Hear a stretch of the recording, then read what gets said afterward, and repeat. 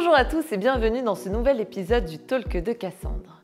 Aujourd'hui, on s'éloigne un petit peu de l'univers du maquillage de la mariée, déjà abordé dans un précédent talk, pour parler du maquillage qui est cet outil de transformation, de narration et de mise en scène. Tournage, body painting, événements corporate, le maquillage peut devenir un véritable outil d'expression. Alors aujourd'hui, je vous propose d'accueillir Marion Yves, make-up artiste, fascinée, fascinante, passionnée et surtout audacieuse et créative. Allons-y, c'est parti!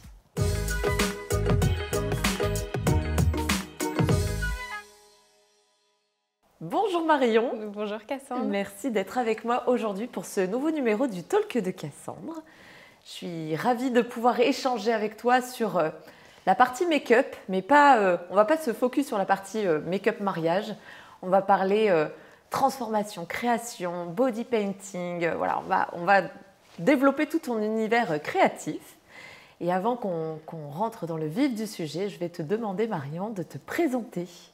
Eh ben, je suis Marion, maquilleuse professionnelle depuis, ça doit faire 2025, c'est la 6e année. D'accord. Déjà, et j'exerce dans tous les domaines où on a besoin d'une maquilleuse, que ce soit pour des tournages, des shootings photos, de l'événementiel, les mariages, et j'ai un attrait tout particulier pour le body painting. Exactement. Et est-ce que tu peux justement nous parler un petit peu de tes spécificités justement, voilà, tu viens de parler de l'événementiel, du body painting. Comment ça t'est venu et comment on se forme? Enfin voilà, raconte-nous un peu l'histoire. Alors, je pense que ça m'est venu de mon enfance. Tout simplement, j'ai été baignée... j'ai pas des parents qui sont dans le domaine artistique, mais j'ai toujours fait quelque chose de mes mains, du dessin, des créations. J'ai toujours eu cette petite créativité qui, je pense, du coup, a alimenté mon métier d'aujourd'hui. J'ai toujours été fan de spectacles, les paillettes, les lumières, les costumes, tout ça. J'ai toujours aimé ça. Donc je pense que ça m'a pas mal influencée dans tout ça. D'accord. Et donc du coup, formation de make-up? Oui, formation de make-up. J'ai quand même fait des études d'esthétique avant. D'accord. Donc tout ce qui est bac et BTS. Et ensuite, je me suis formée 2 années au maquillage. Ok. Voilà. Et donc maquillage... Maquillage tout. En fait, okay. C'était deux formations très complètes où on voit tout ce qui est maquillage de jour, maquillage marié, shooting photo, etc. Et j'ai pris une spécialité body painting parce que c'était ça qui m'intéressait dès le début. Ok, super. Comment tu prépares tes projets créatifs? C'est un travail bien en amont parce que y a déjà le brief du client. Bien sûr. Qu'est-ce qu'il souhaite? Est-ce qu'il y a un thème en particulier à respecter? Est-ce qu'il y a des couleurs, des paillettes, pas de paillettes? Voilà, il y a tout un brief. Et ensuite, après, je vais faire tout un travail de recherche. Donc, chercher des inspirations de ce qui se fait déjà, comment je peux faire autre chose de novateur. Ensuite, je passe sur un croquis pour vraiment poser mes idées au clair et avoir une base, une trame le jour de l'événement pour bien suivre mes idées. Et puis ensuite, il y a le jour J. C'est ça, où il n'y a plus qu'à faire. C'est ça, il n'y a plus qu'à faire. Mais il n'y a plus qu'à faire, ça prend du temps aussi. Hein. Oh oui. Est-ce que tu as des contraintes techniques, logistiques? Contraintes techniques, je vais parler plus par rapport au body painting du coup. Ça va être le climat, parce que forcément le mannequin est nu et du coup tenir 8 heures nu, comme ça debout, être statique parce qu'il ne faut pas bouger, il faut être très patient. Donc ça peut être le climat, qu'il ne fasse pas trop chaud mais pas trop froid. Ça peut être aussi la place que j'ai. Il me faut quand même une petite surface. Là, c'est très bien, c'est parfait. Mais des fois, on m'a imposé un lieu un peu plus petit et c'est pas possible, quoi. Donc voilà. Ça marche. Et alors, quel a été ton projet le plus fou? Mon projet le plus fou, ça remonte à quand ma 2e année d'école maquillage, où le projet de fin d'année, c'était de faire un body painting, mais en trompe-l'œil. Wow. Donc en fait, il y avait un partenariat avec une maison de papier peint. D'accord. Donc il y avait une énorme fresque en fond. Et on devait raccorder les mannequins. Donc c'était en période Covid, donc c'était pas des mannequins humains, c'était des mannequins vitrines. Mais on devait raccorder du coup le fond de la fresque sur les mannequins. Et donc c'était, je crois, ça a été 3 semaines d'entraînement, 8 heures par jour et 8 heures le jour J pour aboutir à un beau résultat, quoi. Donc, incroyable. Donc l'idée, c'était que le modèle se fonde dans le décor. Complètement. Incroyable. Et en plus, du coup, on avait 2 mannequins, parce qu'à la base, on voulait faire ça sur des mannequins vivants. Mais c'était un peu compliqué au vu du contexte. Donc, on a pris des mannequins vitrines. Et le challenge, c'était que les 2 mannequins n'avaient pas la même couleur. Il y en avait un qui était blanc, l'autre beige. Mais sauf que du coup, en fait, il fallait réajuster toutes nos couleurs sur les 2 mannequins pour se fondre dans la fresque. Donc, c'était un beau challenge. Ouais. On est contente que ça se finisse parce que c'était au bout de 3 semaines, je me souviens avec mon binôme, on n'en pouvait plus, quoi. Enfin, on n'avait qu'une hâte, c'était qu'on se débarrasse de cette fresque. C'est fait. C'est ça. Et est-ce que tu as des galères parfois un peu, j'imagine que ça t'arrive, tu parlais tout à l'heure du climat, du chaud, du froid à gérer, etc.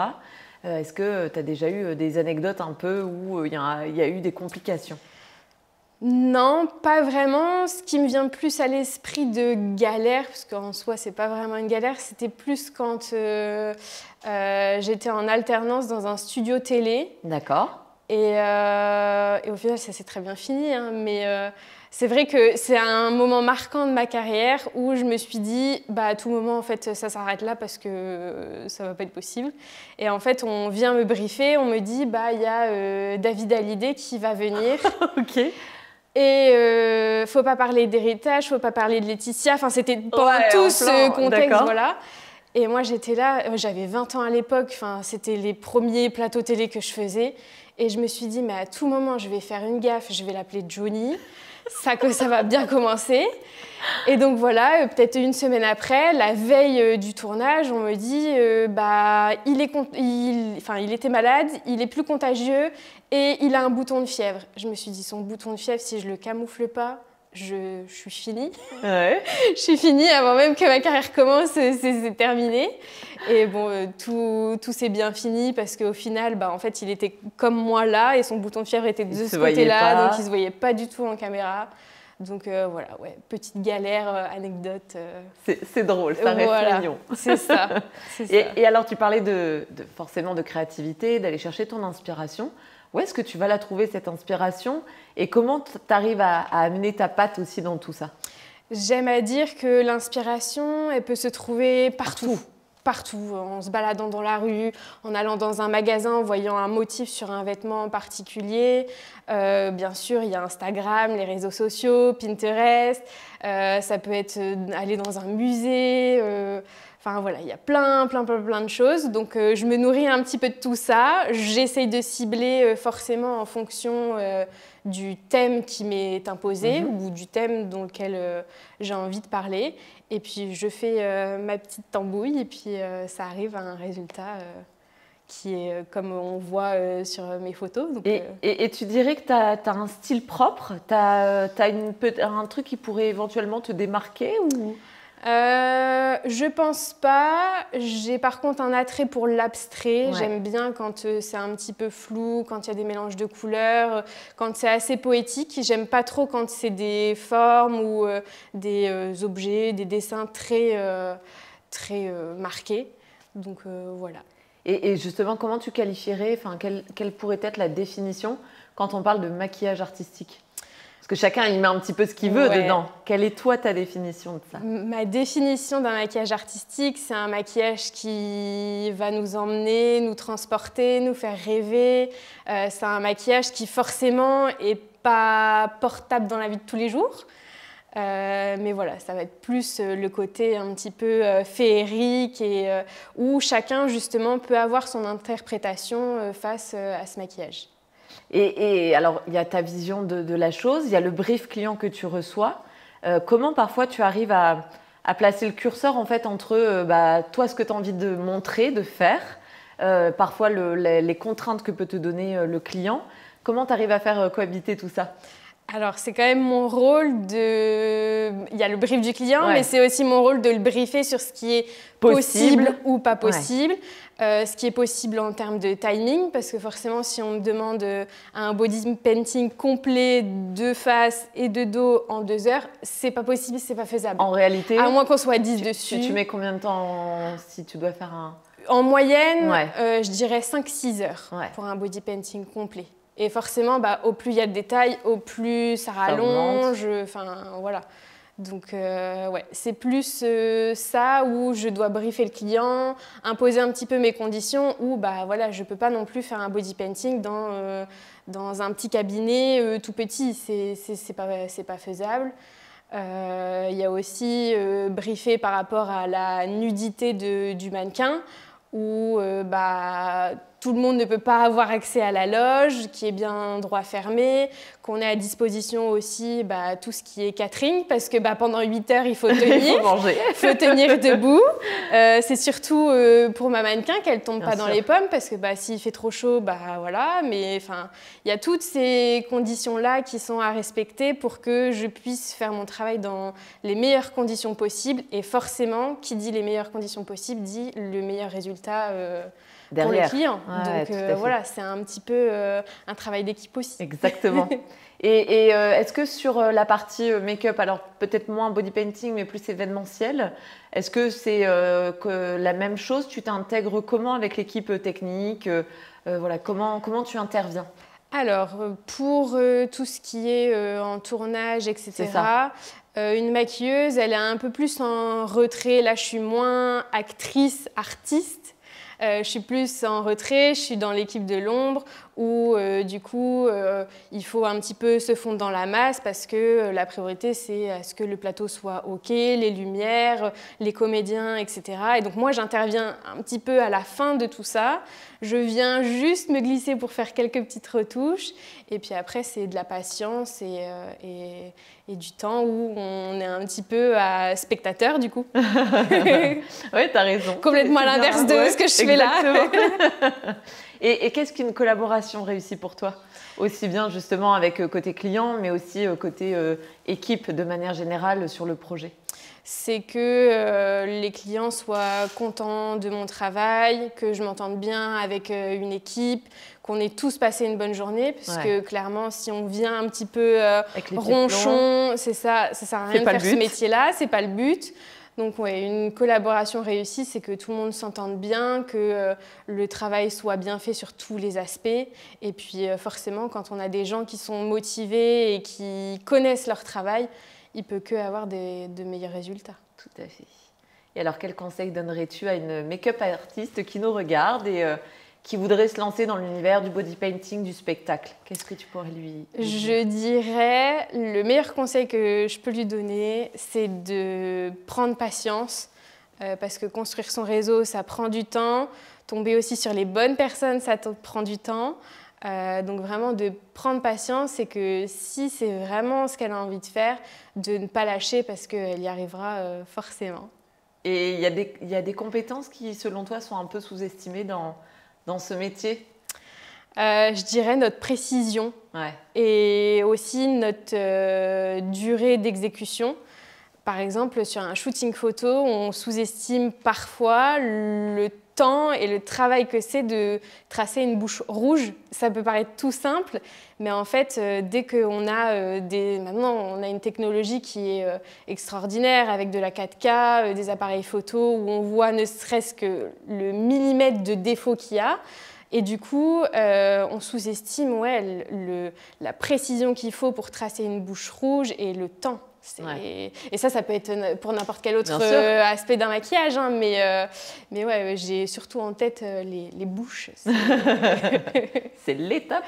Ah ouais, mais une bouche rouge, s'il y a un défaut, ça se voit tout de suite, alors c'est pas possible. Et justement, tu as commencé à en parler, tu parlais d'innovation, il y a aussi le phénomène des tendances, j'imagine, qui évolue beaucoup. Comment tu vois un peu l'évolution du métier de make-up artist dans les années à venir? Je pense que ce métier nous poussera toujours à faire plus, à être toujours plus novateur, à trouver d'autres moyens, peut-être d'autres matières que le maquillage à proprement parler, pour créer des beaux maquillages, parce que parfois, il ne suffit pas juste d'un coup de poudre ou autre. On a toujours besoin d'un accessoire à mettre en scène sur le visage, sur le corps. Et forcément, ça, c'est le rôle d'une maquilleur, d'un maquilleur, parce qu'il faut le coller, il faut qu'il ne soit pas trop lourd pour bien tenir. Donc, je pense que ce sera plus dans cet aspect-là. Bon, eh ben, merci beaucoup Marion. On arrive à la fin de Avec notre plaisir. échange. Avant qu'on se quitte, j'avais une dernière petite question à te poser, mais je crois que, vu ton regard, tu sais ce que je vais te demander. Je voulais savoir quel était l'événement auquel tu rêverais de participer. Oh, c'est dur. Tu as le droit à 2 choix si tu veux. 2 choix, je dirais... j'adorerais maquiller pour le Cirque du Soleil. Ok. C'est quelque chose que... Voilà. Et après, j'aimerais beaucoup faire un body painting, mais sur une célébrité. D'accord. Qui soit à l'aise avec son corps ou autre, mais vraiment, ouais. Les 2 ne sont pas infaisables. C'est ça, c'est donc, ça. On te le souhaite très fortement. Ça viendra peut-être. En tout cas, le message est passé. Voilà, maintenant que tu l'as exprimé, on te le souhaite et c'est sûr, ça viendra. Merci beaucoup. Merci Marion, encore une fois, pour notre échange, de nous avoir parlé de ton métier avec passion et voilà, de découvrir tout cet univers parfois méconnu, mais qui a un rôle essentiel aussi dans les métiers, comme tu disais, de l'ombre. Donc, merci et puis on se dit à bientôt. À bientôt. C'était le talk de Cassandre. Merci à tous de nous avoir regardés. Et surtout, n'hésitez pas à me mettre un petit pouce en l'air sur la vidéo, cela m'aiderait beaucoup. À bientôt!